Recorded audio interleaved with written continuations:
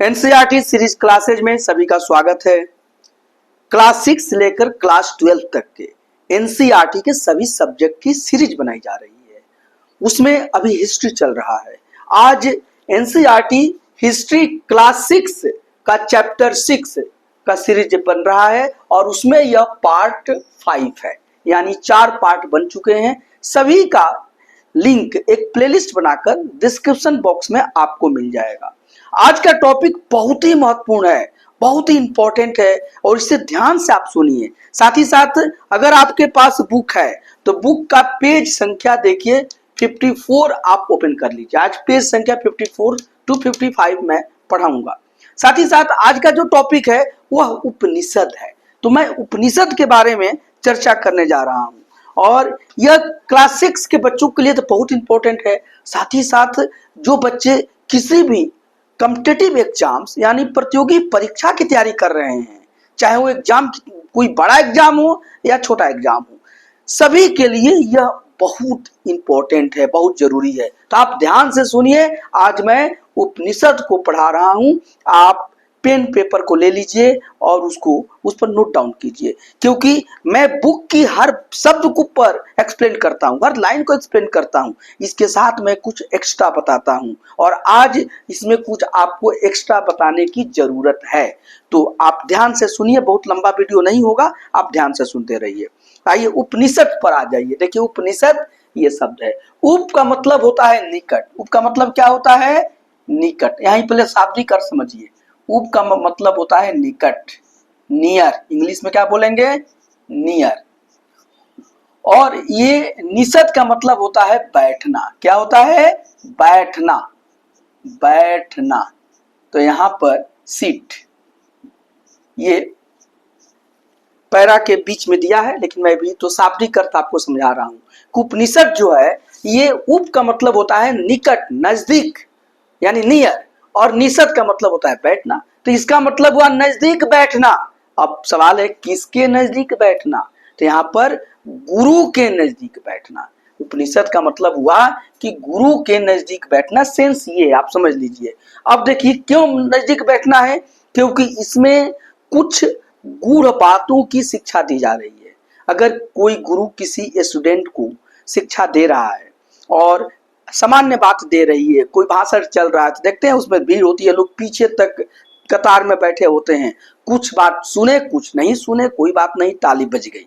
लेकिन यहाँ पर अगर टीचर या गुरु कोई बहुत ही गंभीर बात बता रहा है, रहस्य की बात बता रहा है, तो आपको उसके निकट जाकर पूरी कंसंट्रेशन के साथ, पूरी ध्यान केंद्रित करके और उसके बात को सुनना पड़ेगा। इसके लिए आपको गुरु के नजदीक बैठना पड़ेगा। तो यही सेंस हुआ, इसीलिए इसको उपनिषद कहा गया। शब्द का नाम मतलब है कि निकट बैठना। किसके निकट बैठना? तो गुरु के निकट बैठना। देखिए गुरु के निकट बैठना, ये मतलब हुआ गुरु के निकट बैठना। ये सेंस है बैठना।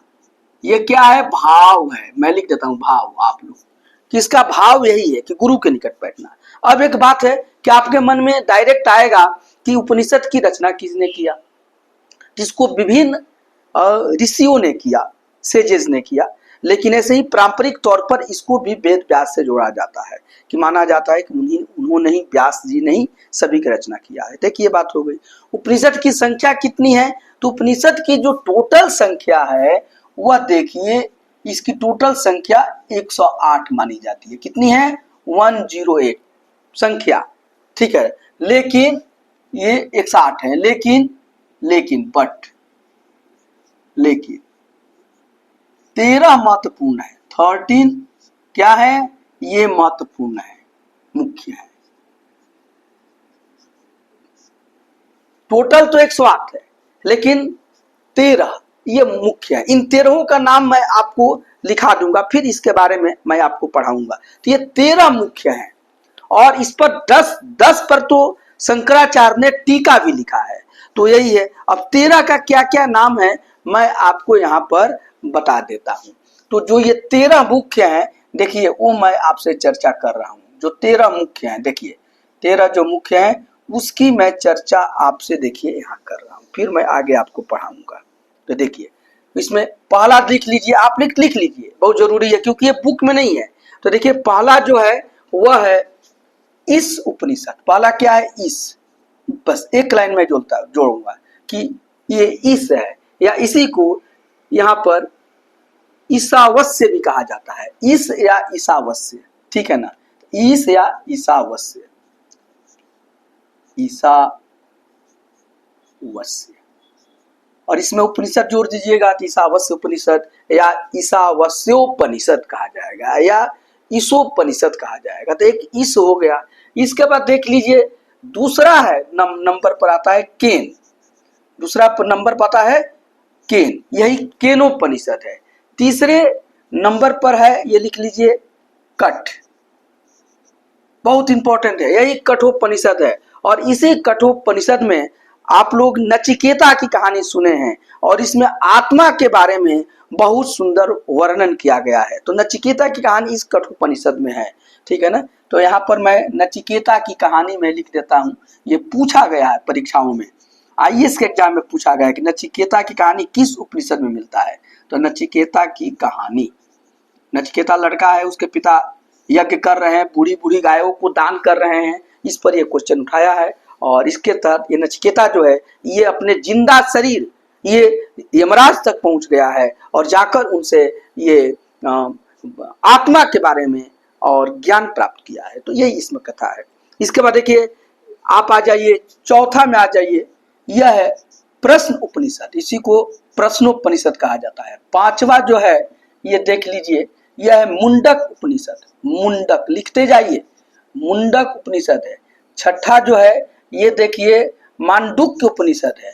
मांडुक्य देखिए यही सबसे छोटा उपनिषद है, मांडुक्य उपनिषद है, ये सबसे छोटा है। पूछ दिया जाता है उपनिषदों में सबसे छोटा कौन है और सबसे बड़ा कौन है, तो बड़ा भी बताऊंगा, तो ये सबसे छोटा है। इसके बाद देखिए सातवें नंबर पर है तैत्तरीय उपनिषद। तैत्तरीय उपनिषद, तैत्तरीय उपनिषद। आठवां नंबर है देख लीजिए ऐतरेय उपनिषद। आठवां नंबर क्या है? ऐतरेय, ऐतरेय, ऐतरेय उपनिषद। नाइन्थ नंबर पर है आपका, देख लीजिए, यह है छांदोग्य उपनिषद। छांदोग्य उपनिषद, इसमें एक छांदोग्य उपनिषद की एक कहानी भी आई है जो जिसमें कि बुद्धिमान भिखारी है, मैं आपको पढ़ाऊंगा। और इसी में कृष्ण की चर्चा आती है छांदोग्य उपनिषद में। पहली बार कृष्ण नाम की चर्चा छांदोग्य उपनिषद में मिली है। इसी तरह से देख लीजिए कि फिर आपका है दसवां नंबर है बृहदारण्यक उपनिषद। बृहदारण्यक या बृहदारण्यक, ठीक है ना, दारण्यक, यही सबसे बड़ा है। यह बृहद का मतलब बड़ा होता है, तो ये सबसे बड़ा है। सबसे बड़ा पूछा जाता है कि सबसे बड़ा उपनिषद कौन है, तो ये सबसे बड़ा है बृहदारण्यक उपनिषद। नहीं, छांदोग्य में कृष्ण की बारे में चर्चा है। कृष्ण मैं लिख दिया हूं, देखिए ये इंपॉर्टेंट चीज है। और शब्द तो वो चीज है। मांडुक्य सबसे छोटा है। कठ में नचिकेता की कहानी आई है। इसी तरह से देख लीजिए, अब आइए ये जो 11 नंबर है, 11 नंबर में ये श्वेताश्वर, श्वेताश्वर, श्वेताश्वर उपनिषद है, ठीक है। 12 नंबर में यह है कौशितकी उपनिषद। कौशितकी, कौशितकी, कौशितकी उपनिषद।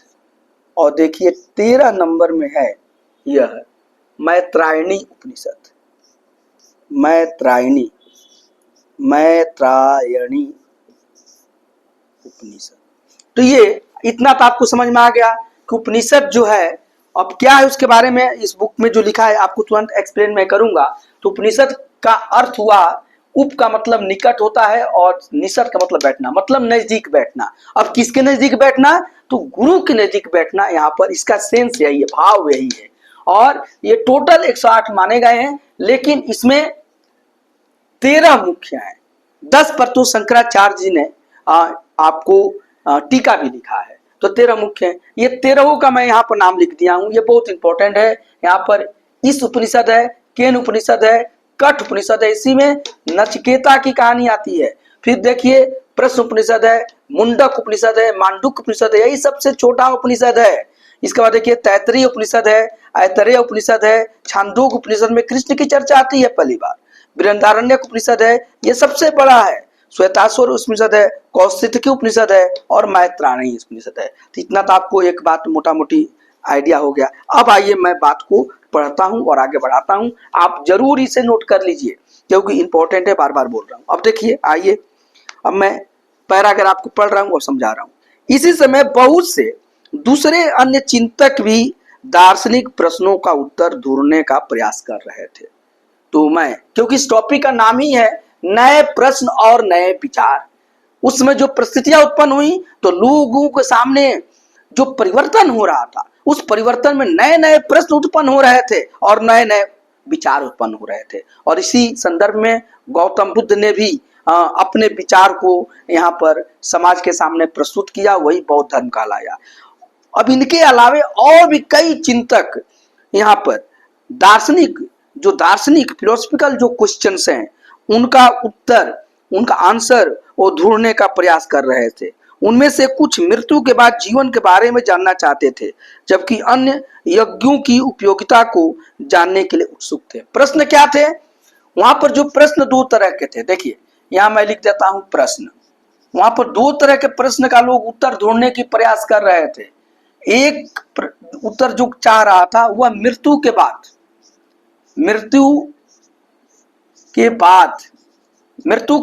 क्या होता है, इसका सब लोग उत्तर ढूंढना चाहते थे कि मृत्यु के बाद का जीवन कैसा होता है। एक ये प्रश्न लोगों के सामने था कि मृत्यु के बाद का जीवन कैसा होता है, एक ऐसा प्रश्न था। और एक लोग प्रश्न सोचते थे यज्ञ की उपयोगिता।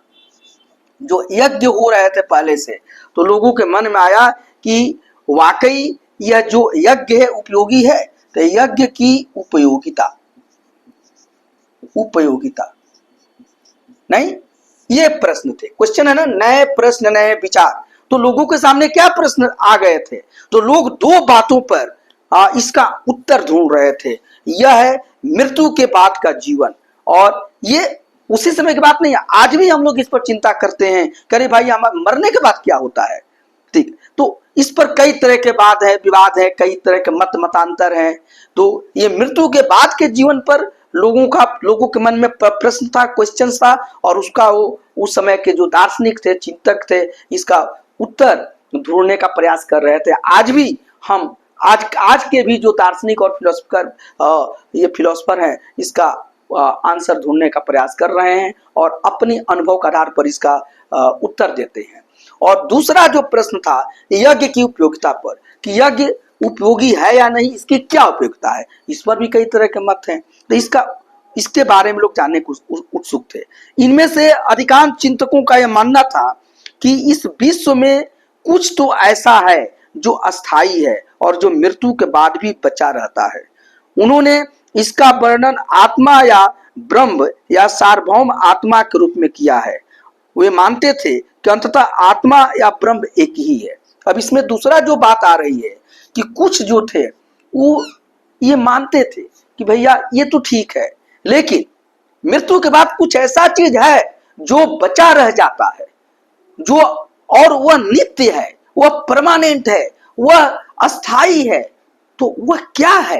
तो लोग मानते थे कि वही आत्मा है। क्या है? आत्मा, सोल। और उसी को वो लोग ब्रह्म भी कहते थे कि आत्मा और ब्रह्म जो है ये एक तरह से परमानेंट चीज है, और यही सार्वभौम आत्मा के रूप में है। उसको उन्होंने सार्वभौम आत्मा बोला कि वही एक तरह से यूनिवर्सल सोल है, वो हमेशा परमानेंट रहता है, वो मरने के बाद भी रहता है। इसीलिए जो हिंदू शास्त्र हैं उसमें एक तरीके से ये या सभी लोग पुनर्जन्म की चर्चा करते हैं और बताते हैं कि ये शरीर तो मर जाता है लेकिन ये आत्मा जीवित रहती है। तो आत्मा, और उसी से एक शब्द हुआ परमात्मा, परम आत्मा तो हुआ। और ये लोग मानते हैं कि ये दोनों अंततः एक ही है, उस परम आत्मा का ही अंश आत्मा है।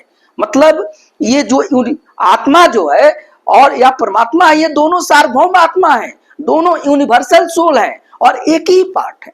ठीक है, और लोगों का ये मानना है कि मरने के बाद यह आत्मा जो सोल है वो जाकर परम आत्मा में ये विलीन हो जाती है, मिल जाती है। जैसे आप गंगा जी के पास जाते हैं और आप कोई जल लाते हैं और गंगा में चला जाता है, ये नियम है। या देखते हैं गर्मी का मौसम होता है, समुद्र में समुद्र के जो जल है वो वेफर बन के, वाष्प बन के कहाँ चले जाते हैं, ये बादल बन जाते हैं और फिर ये वर्षा होता है और वर्षा के द्वारा फिर जल धरती पर आते हैं, नदियों में आते हैं, फिर वो नदियां जाकर समुद्र में मिल जाती हैं। तो ये प्रक्रिया चल रही है। आत्मा के रूप में भी लोगों का ये मानना है कि मरने के बाद कुछ ऐसी चीजें हैं जो अस्थाई रहती हैं, जो जीवित रहती हैं, जो बची रहती हैं, और वह क्या है, वही सोल है और वही उसी और ब्रह्म है। तो एक को वो लोग आत्मा बोले, एक को परमात्मा बोले, और सभी को उन्होंने मिलाकर एक यूनिवर्सल सोल की कल्पना की। तो यहाँ पर देख लीजिए, तो उनका जो एक बात आया यहाँ पर कि देखिए, माना कि एक जो है वो जीवित रहता है, अस्थाई है। क्या है? अस्थाई। मरने के बाद भी अस्थाई है, मृत्यु के बाद भी क्या है? अस्थाई है। वह क्या है? वह आपका जो है आत्मा है। आत्मा हो गया, तथा ब्रह्म। आत्मा तथा ब्रह्म, यही उनके चर्चा का विषय था। और या सार्वभौम आत्मा, या इसी को हम क्या बोलते हैं? सार्वभौम आत्मा। सार्वभौम आत्मा लिख देता हूं, आप इसको समझ लीजिए। सार्वभौम आत्मा, सार्वभौम आत्मा। और लोग मानते हैं कि अंततः जाकर यह सार्वभौम आत्मा इस ब्रह्म में विलीन होता है, एक ही है। इसी को हम क्या बोलते हैं? Universal soul. Universal soul. आत्मा क्या है? सोल है। ये सोल इंग्लिश वाले, बात समझ रहे हैं ना? तो मृत्यु के बाद का जीवन लोग मानते हैं कि जो अस्थाई है, क्या अस्थाई है? आत्मा है। मृत्यु के बाद जीवन में अगर कोई अस्थाई चीज है, अस्थाई चीज में लिख देता हूं, तो वह क्या है? आत्मा है। और यही और ब्रह्म है, दो अस्थाई चीज है। एक को आत्मा माना गया, एक को परम आत्मा माना गया। इसी को परमात्मा लोग बोलते हैं। क्या बोलते हैं? परम आत्मा। परम आत्मा नहीं, और संधि कर दीजिए तो परमात्मा हो गया। तो आप बोलते हैं ना कि परमात्मा की इच्छा, परम आत्मा। इसी को लोग मानते हैं कि यही ऑल माइटी गॉड मानना है। तो ये जीवन का ये एक विषय हुआ करता था। अब आइए, और लोग मानते थे कि अंततः ये जो आत्मा और ब्रह्म है एक ही है। और इसका निष्कर्ष क्या निकला कि आत्मा एवं ब्रह्म, ब्रह्म जो परमात्मा है या परमात्मा है, आत्मा एवं ब्रह्म एक है। क्या है? एक है। एक है। यही तो अद्वैत दर्शन है शंकराचार्य का, यही अद्वैत दर्शन है। अद्वैत मतलब कि दो नहीं है, द्वैत मतलब दो नहीं है, एक है। कौन एक है? तो आत्मा और परमात्मा, या वही ब्रह्म है। तो मैं यहां पर लिख दिया हूं, तो ये एक है। ये लोगों का विषय था। ऐसे कई विचारों का संकलन उपनिषदों में हुआ है। तो इसी तरह के विचार का संकलन इन उपनिषदों में हुआ है।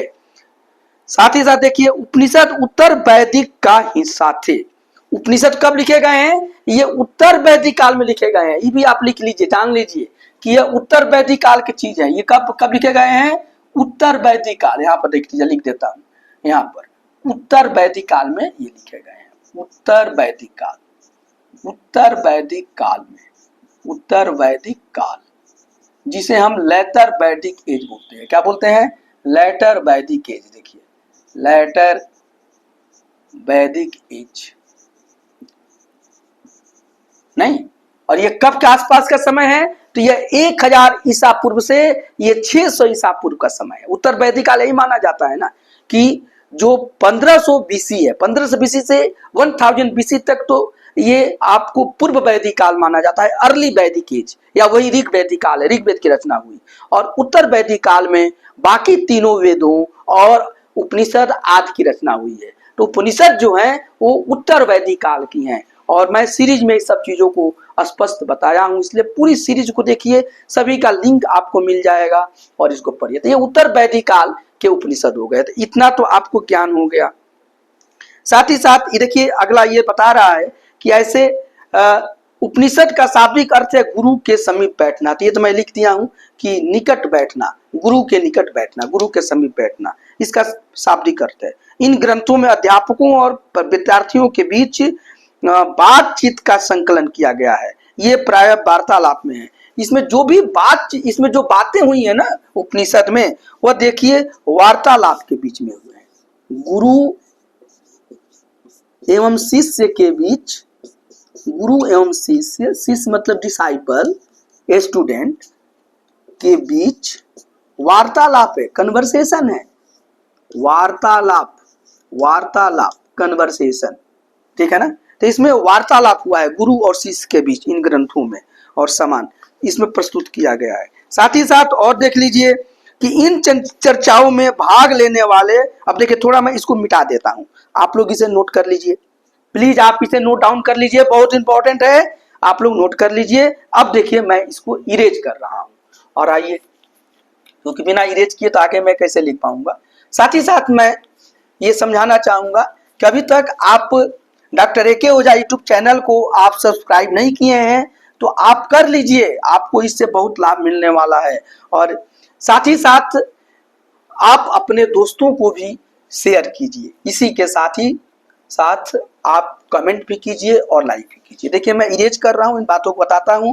मैं चाहता हूं कि आपका 1 सेकंड मैं नहीं लूं और डायरेक्ट मैं पढ़ाई की मैं बात करूं, ताकि आपको ज्यादा से ज्यादा ये लाभ मिले। अब देखिए, अब जो इसके आगे की चीजों को जो मैं समझाने जा रहा हूं, आइए।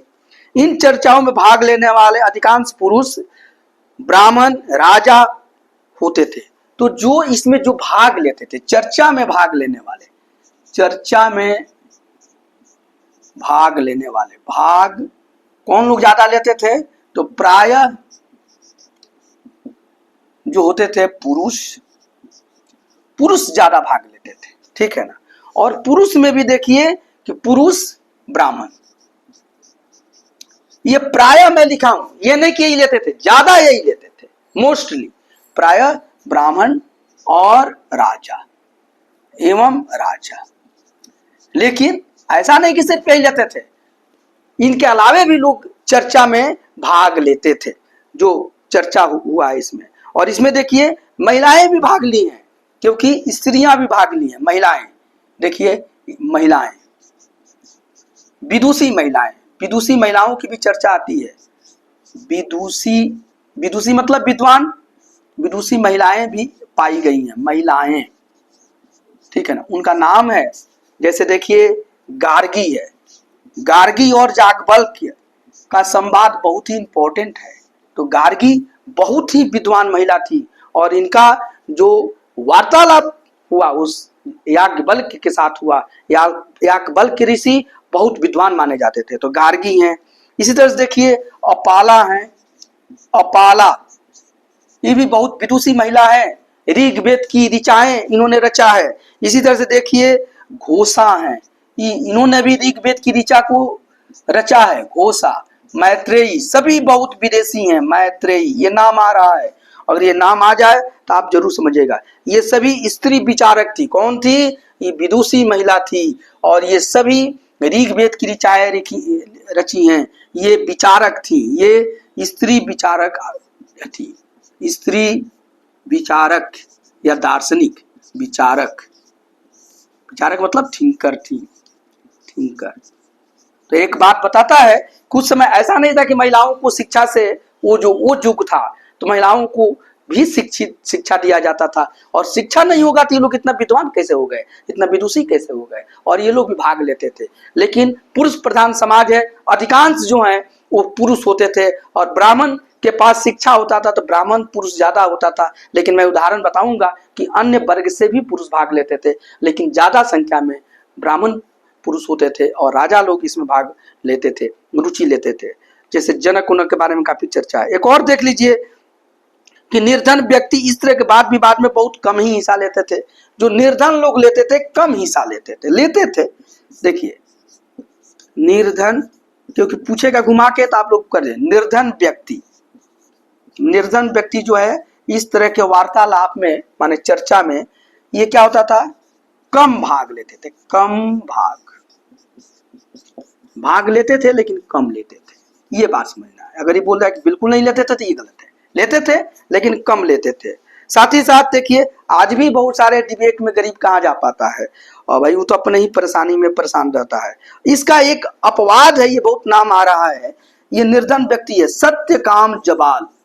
सत्यकाम जबाल, ये नाम लिख लीजिए, सत्यकाम जबाल। ये पूछेगा सत्यकाम जबाल।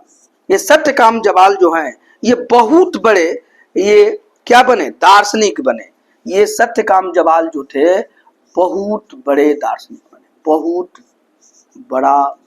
बड़ा दार्शनिक। ये बहुत बड़े दार्शनिक थे, बहुत बड़ा दार्शनिक, बहुत बड़े दार्शनिक बने हैं, बहुत बड़े विचारक बने। आगे ये सत्यकाम जबाल है, ये एक्चुअली एक दासी के पुत्र थे। ये किसके पुत्र थे, तो ये देखिए दासी के पुत्र थे, दासी का पुत्र। तो भाई दासी तो गरीबे होगी, तो गरीब के लड़के हो गए, दासी के पुत्र से। और दास और दासी के बारे में मैं पहले की सीरीज में चर्चा कर चुका हूं। तो ये दासी के पुत्र थे और उनकी माँ का नाम जबाल था, इसीलिए इनका नाम सत्यकाम जबाल हो गया। और ये बहुत ही सत्यनिष्ठ थे, इसलिए इनका नाम सत्यकाम जबाल के रूप में डाला गया है। सत्य की जानने की इनमें तीव्र जिज्ञासा थी। क्या थी, सत्य जानने की, सत्य को जानने की तीव्र जिज्ञासा, को जानने की, सत्य को जानने की तीव्र जिज्ञासा, तीव्र इनमें, तेज इनमें क्यूरोसिटी थी। तीव्र जिज्ञासा मतलब क्यूरोसिटी, जिज्ञासा थी। तो ये बात आप इसको समझिए कि ये इनके मन में तीव्र जिज्ञासा हुई। और साथ ही साथ गौतम ने इनको अपना शिष्य स्वीकार किया। ये देखिए गौतम जो है, गौतम के ही शिष्य हुए, गौतम के शिष्य थे। गौतम ने, गौतम ऋषि बहुत महत्वपूर्ण थे, तो गौतम ऋषि का शिष्य बहुत इंपॉर्टेंट है। गौतम बहुत महत्वपूर्ण थे, तो ये गौतम ऋषि के शिष्य बने। गौतम ने इन्हें अपना शिष्य स्वीकार किया। इनमें सत्यकाम जबाल जो कि दासी के पुत्र थे, इनका नाम अपनी माँ के नाम पर भी रखा गया जबाल है। ये सत्य को जानने की इनमें तीव्र जिज्ञासा थी। गौतम ऋषि ने इन्हें अपना शिष्य स्वीकार किया और अपने समय के ये प्रसिद्ध विचारक बने, अपने समय के प्रसिद्ध ये विचारक बने हैं। और साथ ही साथ उपनिषदों के कई विचारों का विकास बाद में प्रसिद्ध शंकराचार्य के द्वारा किया गया। तो मैं बहुत पहले ही बताया कि शंकराचार्य ने 10 उपनिषदों पर टीका लिखा है, तो बाद में शंकराचार्य ने भी इसका विकास किया। बाद में शंकराचार्य, ठीक है, तो उपनिषद के विचारों के विकास में भाग लिया। शंकराचार्य ने भी उपनिषद के विचारों के विकास में योगदान दिया, समझ गए। उन्होंने टीका लिखा। तो शंकराचार्य फिर बाद में आते हैं, वो भी बहुत बड़े दार्शनिक और संत होते हैं, तो और उनका अद्वैत वेदांत तो बहुत चर्चित है। तो शंकराचार्य ने भी उपनिषद के विकास में योगदान दिया। तो ये उपनिषद है और आपके बुक में लिखा गया है, और बुक के मैं हर बात को समझा दिया हूँ। साथ ही साथ इसके जो हमने एक्स्ट्रा चीज बताया वो आप उसको याद कर लीजिए, और ये परीक्षा में बहुत ही जरूरी होगा।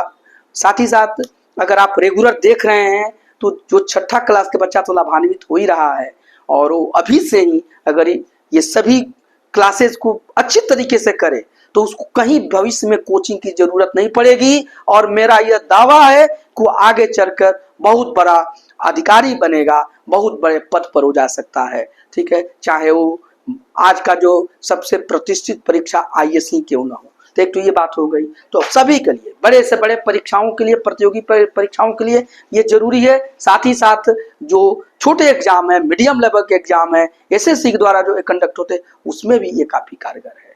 तो आप इसके साथ बने रहिए, और इसी के साथ आज की क्लास को मैं समाप्त कर रहा हूँ। फिर आप पार्ट 6 का इंतजार कीजिए, बहुत जल्द आपके पास होगा। Thank you.